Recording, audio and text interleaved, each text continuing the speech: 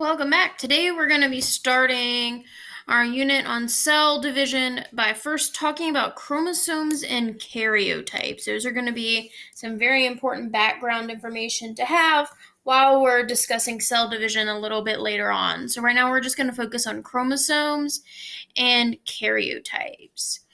So a little bit more about some background stuff that you'll need to be familiar with.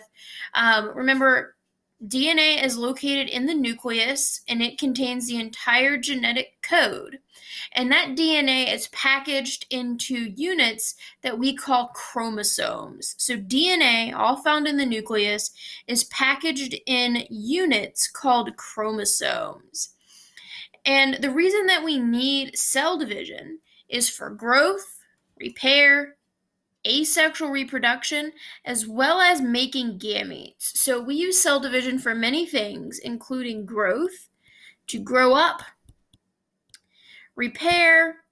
If you injure a part of your body, you need to repair it. Asexual reproduction.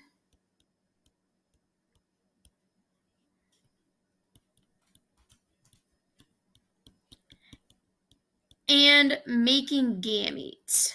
And gametes are sex cells. Another thing that you'll want to note is that new cells come from old dividing cells. So all cells come from old cells dividing. So the way that you get new cells is by the cells that you currently have are going to divide and make copies. And all of the information stored in the DNA has to be present in the new cell. So that is very important that all of the information stored in DNA must be present in the new cells. In order for those cells to be effective, they have to have an entire copy of the DNA. So when a cell divides, DNA is copied. It's first copied, and then one complete set is distributed into each new cell. Now, there are going to be several types of division that we talk about.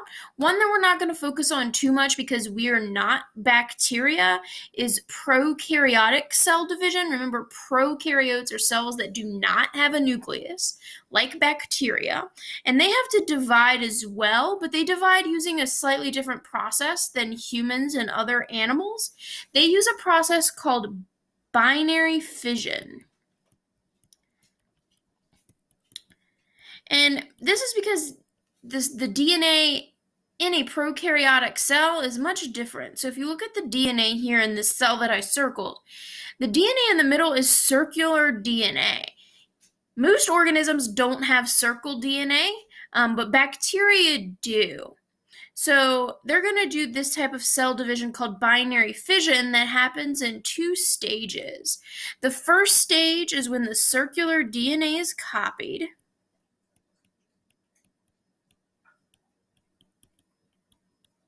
So stage one, the circular DNA is copied, and then the bacteria is going to split into two separate cells. And then each cell will have a copy of the DNA. So if you look here, first we copy the DNA. There's now two circle DNAs, and then the cell will split into two, and each new cell will have their own copy of the circle DNA. And that process is called binary fission, and it happens in bacteria.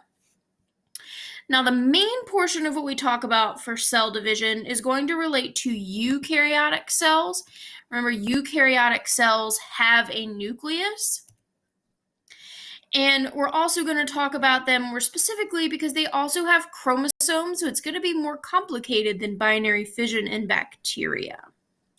So when eukaryotic cells prepare to divide, they're going to package their DNA into tightly wound structures called chromosomes. Chromosomes are very organized, and it makes it easier to completely copy the whole sequence of DNA. So the DNA in a cell is normally like all wound up, like balled up. But before the cell is going to divide, before DNA is copied, the DNA is going to arrange itself into organized chromosomes. And chromosomes can easily be split into two, which we'll need during cell division. And just to remind you, chromosomes do contain genes, and genes are a segment of DNA that code for a protein or an RNA molecule. So getting this information distributed to the new cells is going to be very important because it's going to make those cells do their jobs properly. So it's going to be very important that the chromosomes get evenly copied and then distributed into the new cells. So before cell division happens, chromosomes are going to look like this.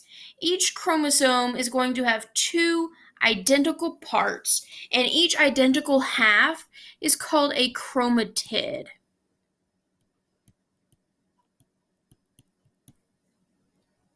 And they're held together at a region called the centromere. So again, this is prior to cell division.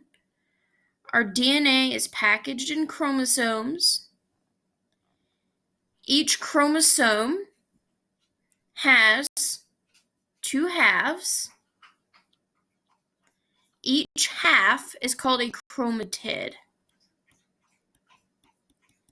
So this leg here is a chromatid, and this side here is a chromatid. And in the center, the two chromatids are held together by the centromere. And the whole thing together is a chromosome. And this is what they look like before cell division occurs. Another thing we'll keep in mind during cell division is that each organism or each species has its own special number of chromosomes. So for example, humans, our normal number of chromosomes is 46. And these chromosomes are held in the cell's nucleus. So our chromosomes are located in the cell's nucleus. And prior to cell division, each chromosome has to be copied exactly as they are. So it has to be a specific, exact copy right before cell division.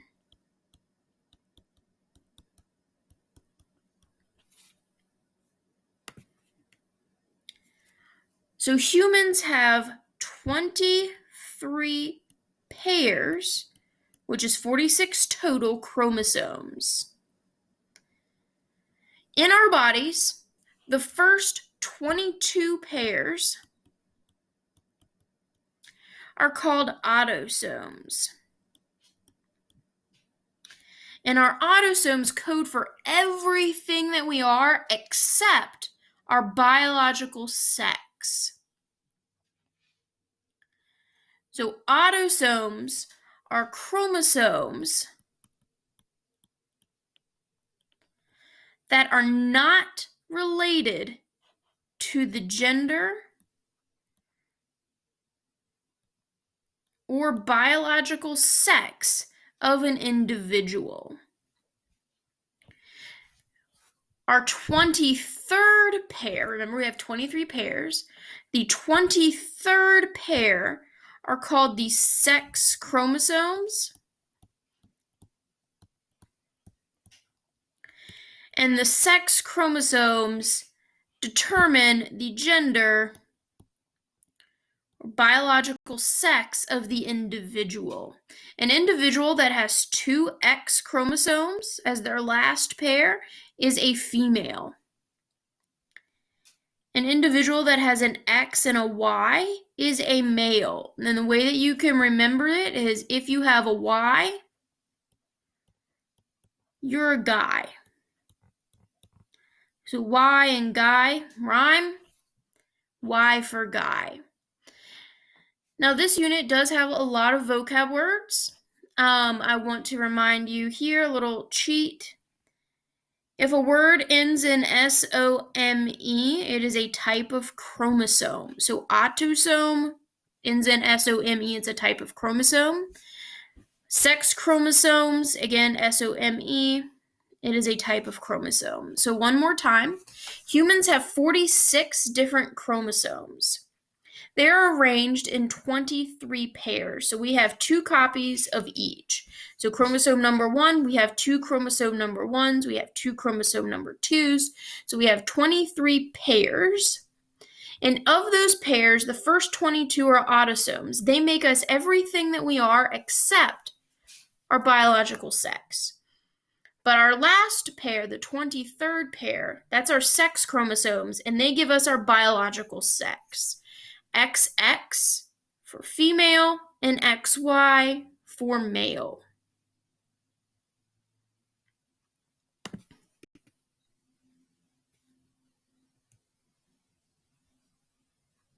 One thing that I have this picture here that you can remember is the Y chromosome is much smaller than the X because it only contains information for making someone male. Every individual, every human out there has an X. Maybe just one. If you're a male, you only have one. But everyone has an X, so there are a few things on the X chromosome that don't determine gender. But the Y is only involved in making an individual male. So the Y is much shorter. So if you look at this image here, you can see the X chromosome and the Y chromosome, but the Y is much, much shorter than the X, and that's because the Y only contains information for making someone male.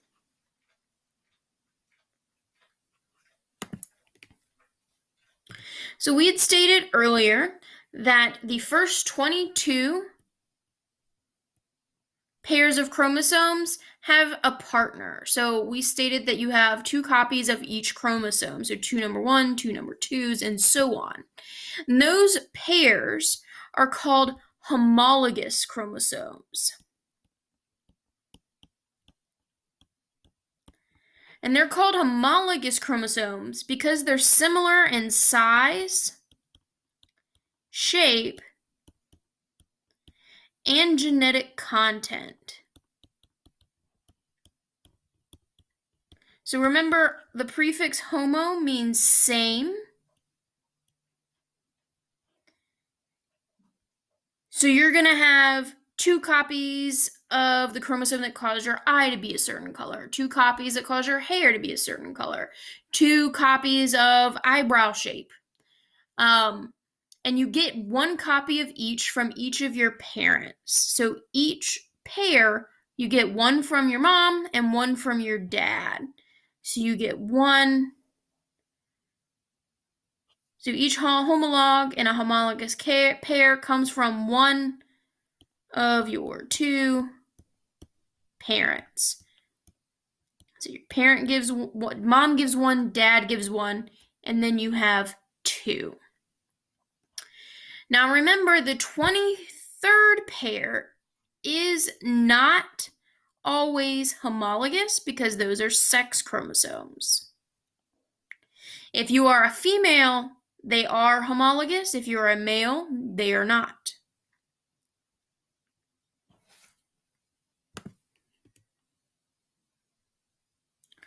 So it says draw a pair of duplicated chromosomes with 2 different genes. So we have a pair of duplicated chromosomes.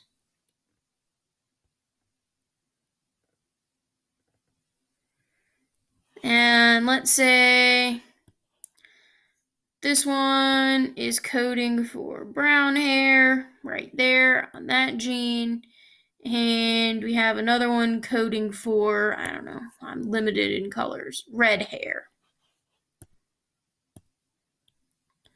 So one codes for brown hair, one codes for red hair.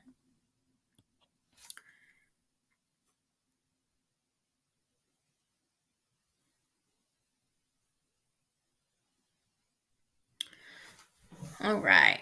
And here's a little bit more about the different cells in our body. So we talked about the chromosomes in our cells. Now we're going to talk about the cells in our body. So all of the cells in our body, other than gametes, and remember gametes are sex cells, are somatic cells or body cells. Our body cells contain 23 sets of chromosomes, meaning we have 23 pairs of chromosomes. So our body cells have the normal number of chromosomes throughout. Our somatic cells are called diploid. Somatic cells are body cells. They are diploid because we have 2 copies of each chromosome, and it's represented as 2N, 2 copies each chromosome, and that gives us 46 total. So I'll write that out. 2 copies of each chromosome.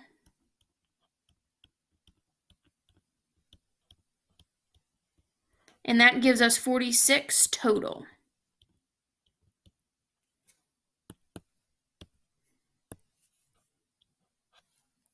Our gametes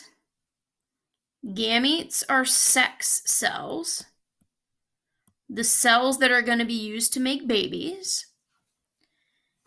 And they have 1 set of chromosomes. Only 1 set. Gametes are sex cells. We call those haploid. Haploid is going to mean half. And we represent those as N because they only have 1 copy of each chromosome, and they have 23 total. So we only have 1 copy of each chromosome, and it gives us 23 total chromosomes. All right, so a little bit more about somatic cells versus gametes. Somatic cells, they are our body cells. Body cells include cells in our eyes, our nose, our heart, our liver, our leg, any cell that you can think of, with an exception.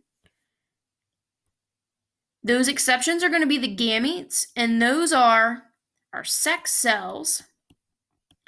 And the 2 sex cells are sperm and egg. So anything that's not a sperm or an egg is a somatic body cell. Our body cells are diploid, meaning they have 2 copies of each chromosome, so they're represented with the letters 2N. Gametes are haploid, and they have half the normal number of information. The reason that they have half the normal number is because mom gives half, dad gives half. So when you're making a child, sperm and egg come together, half from dad, half from mom. So that is why they are haploid, and it's represented with N, meaning 1 copy of each chromosome.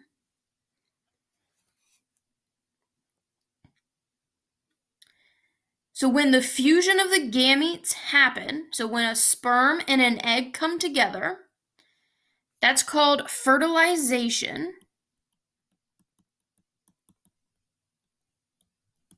So when the sperm and the egg come together, it's called fertilization, and that process is going to make a zygote.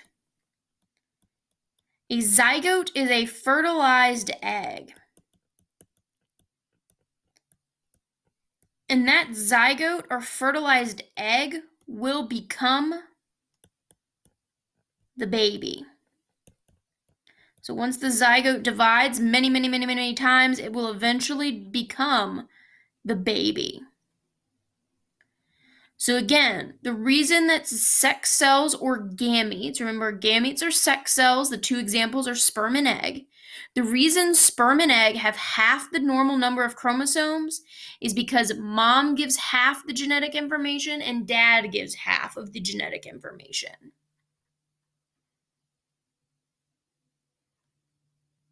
Okay, so I know that was a lot of vocab. I'm going to post a Quizlet on Canvas for you guys to practice because you'll want to practice this vocab and get it down.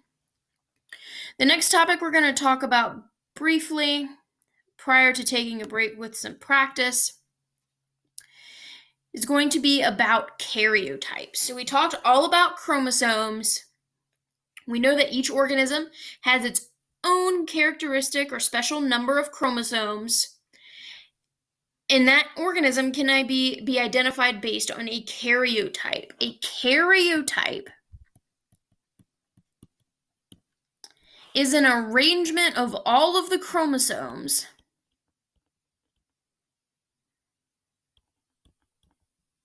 in a cell lined up with their pair. So the way that I like to say it is a karyotype is an image of all the chromosomes lined up in order by size. So if you look at this image, the chromosomes at the top are the largest, the ones at the bottom are the smallest. They're lined up in order by size. And this is going to be able to tell us a few things about an organism. It can tell us a few things. So it can tell us the number of chromosomes they have. That's going to tell us if they're normal or not. It can tell us the sex, if they're male or female.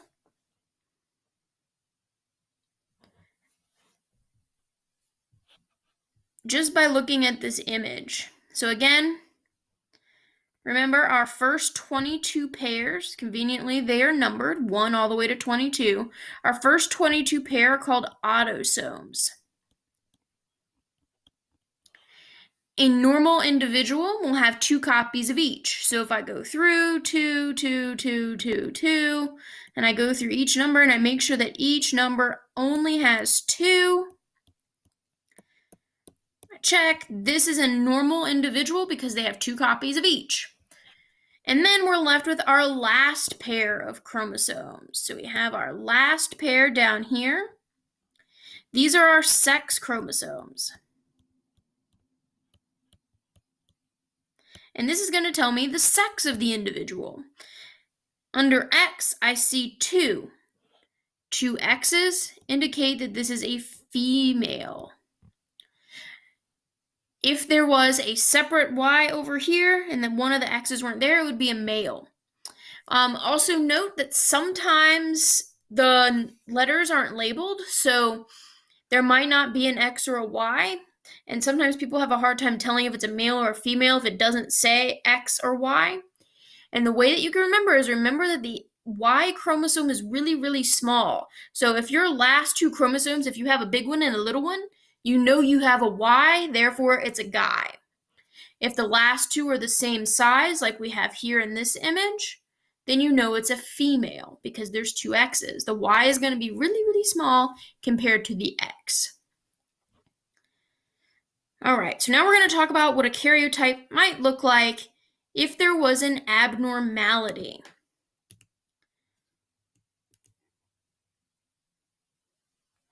So chromosomal abnormalities happen when there is a mutation or a damage to a chromosome. So one type is called a non-disjunction mutation. And that happens when chromosomes don't separate properly during cell division. So it results in a baby being born that has the wrong number of chromosomes.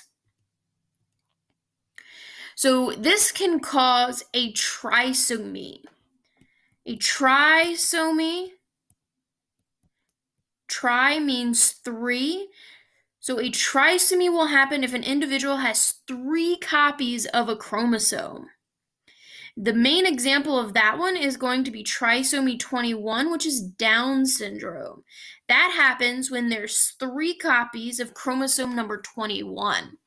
So if we were looking at this karyotype above, and there was a third one right here, if that was there, we would know this individual has trisomy 21, also known as Down syndrome. That's the main one you'll want to look out for. Now, if a trisomy happens, where there's 3, another thing that can happen is a monosomy. Remember, prefix mono means 1, and that would happen if someone only had 1 copy of a chromosome instead of 2. That would be a monosomy, where they didn't split equally. So if you look down here on the PowerPoint, in the image here, if these don't split equally here, you'll have 1 cell with 3 and 1 cell with 1. It should be 2 and 2, but it's now 3 and 1. So monosomy and trisomy happen at pretty equal rates. Now, I will say the chromosome that this happens to is going to be very important, and it'll determine the type of effects that it can have on a child. So some people with these severe cases are never even born. Sometimes the mother doesn't even know she's pregnant, just because it's such a detrimental abnormality that baby cannot exist. It just can't develop any further because there's such a big problem with the DNA. And there are a few other things that can happen. Here's a picture of that trisomy 21, where there's a third dot there under the 21st chromosome. There's a few other things that can happen to chromosomes that can cause issues. There's 4 types of mutation we're going to talk about that can happen to chromosomes. The first is a deletion, and that is when part of a chromosome is lost. So over here we have letters in order A, B, C, D, E, F. A deletion would be if one of those letters disappeared. So there should be a B there, but it's now disappeared.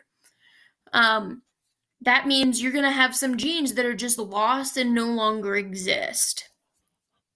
You can have duplications, and that's going to be if you have a letter or sometimes even 2 letters that are repeated. So here, again, here's the normal order. In this case, B appears twice. That means you have double the amount of information. And if you remember back to when we talked about protein synthesis, if you add something or take something away, it's going to change the rest of that entire protein. So these can be very detrimental mutations. Anything that happens on a chromosomal level are going to be detrimental mutations. The third type is an inversion. An inversion is when the normal sequence of letters is reversed. It's usually not the whole sequence, it's only part of it. So if we're supposed to be seeing A, B, C, D, E, F, here in this case, A and F are the same, but that middle part was flipped backwards. And again, that can be very detrimental. If the genes are not in the right place, they can't have the right effect. And then the fourth type is called a translocation. And you can think this one kind of has the explanation in the word. Trans, to move, location, moving location. So this is when part of one chromosome breaks off and moves to another.